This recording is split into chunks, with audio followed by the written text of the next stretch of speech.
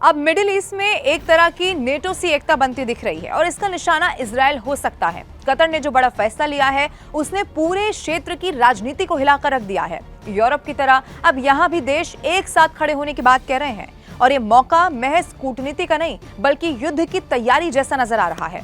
देखिए, इजराइल ने दोहा पर हमला किया और उसी के जवाब में कतर ने कहा कि अब वो अकेला नहीं रहेगा। खाड़ी के कई देश दोहा के साथ खड़े हो गए हैं। सऊदी, यूएई, बहरीन और ओमान तक ने तत्काल बातचीत तेज कर दी है। अब सवाल ये है कि जब खाड़ी देश अपने सैन्य और आर्थिक साधनों को एक साथ लगाएंगे तो इसका असर तेल अवीव पर क्यों और कैसे पहुंचने वाला है। अगर सरल शब्दों में मैं आपको समझाऊं तो कतर और उसके साथी देश पास बैठकर कहते हैं हम मिलकर जवाब देंगे, और ये जवाब केवल शब्दों में नहीं रह सकता। वायु रक्षा को जोड़ना, मिसाइलें तैनात करना, संयुक्त नौसैन्य और आर्थिक प्रतिबंध, ये सभी विकल्प अब सामने हैं। और जब विकल्पों में मिसाइल और वॉर फोर्स आते हैं तो असर तुरंत सीधा शहरों पर पड़ जाता है और सबसे पहले निशाना बनता है तेल अवीव। इजराइल के ऊपर मिसाइलें गिरेंगी, ये चेतावनी अब अंदेशा नहीं रह गई है। कतर के प्रधानमंत्री ने बिल्कुल साफ कह दिया है कि सहयोगियों के साथ मिलकर जवाब देने की तैयारी चल रही है। दोहा में अरब इस्लामी नेताओं के सम्मेलन के बाद फैसले और ज्यादा सख्त हो सकते हैं, ये माना जा रहा है। और अगर निर्णय सैन्य है तो वो सीधे इजराइल के बड़े शहरी केंद्रों और विशेषकर तेल अवीव को ये प्रभावित कर सकता है। अब रक्षात्मक तैयारी भी देखिए तेज हो रही है। खाड़ी के देशों के पास बड़ी बड़ी सैन्य खरीदारी और फंड है। सातों देशों के बीच रक्षा सहयोग, जो कि पुराना समझौता है, अब सक्रिय होने की उम्मीद जाहिर की जा रही है।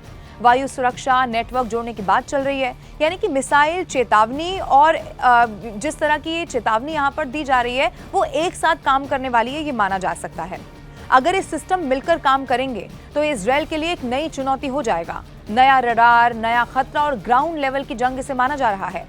एक और अहम मोर्चा आपको नहीं भूलना होगा और वो आर्थिक मोर्चा है। खाड़ी देशों के पास अरबों का संपत्ति कोष है, वो पैसा खेलने की शक्ति रखते हैं। व्यापारिक प्रतिबंध, निवेश वापसी और कंपनियों का बहिष्कार, ये सब कुछ इजराइल की अर्थव्यवस्था पर सीधा असर डाल सकता है। और जब पैसों का दबाव बड़ा होगा तो राजनीतिक फैसले भी बदल जाएंगे। इसका मतलब यह हुआ कि इजराइल पर सैन्य दबाव के साथ साथ आर्थिक दबाव भी बन सकता है। अब एक बड़ा सवाल है कि अमेरिका और यूरोप इसमें क्या करेंगे। देखिए, अमेरिका की मौजूदगी खाड़ी में गहरी है और कई खाड़ी देश अमेरिका से जुड़े हैं, इसीलिए किसी भी बड़े सैन्य कदम का प्रभाव वैश्विक होने वाला है। अगर खाड़ी देशों ने मिलकर सैन्य कार्रवाई की तो वॉशिंगटन को भी मोर्चा संभालना होगा, ये आप समझ लीजिए, या फिर कूटनीतिक दबाव से हालात को संभालना होगा। ये सब मिलकर एक बहुत बड़ी जंग की लपट बन सकता है, जिसका दायरा इजराइल हमास से कहीं आगे तक फैल सकता है। स्थानीय हालात भी गंभीर हैं। गाजा और क्षेत्र के लोगों की हालत पहले से ही आपको मालूम होगा कैसे टूटी हुई है। बुनियादी सेवाएं काम नहीं कर रही हैं, अस्पतालों में भारी कमी है, लाखों लोग बेघर हैं। अगर क्षेत्रीय युद्ध भड़कता है तो ये मानवीय तबाही और ज्यादा बढ़ जाएगी, जो पहले से बहुत उच्च लेवल पर पहुंच चुकी है। शहरों पर मिसाइलें गिरी तो नागरिकों को बड़ा यहाँ पर प्रभाव हो सकता है, और ये कोई छोटा संकट नहीं होगा, ये बड़े पैमाने पर मानव संकट में तब्दील हो सकता है।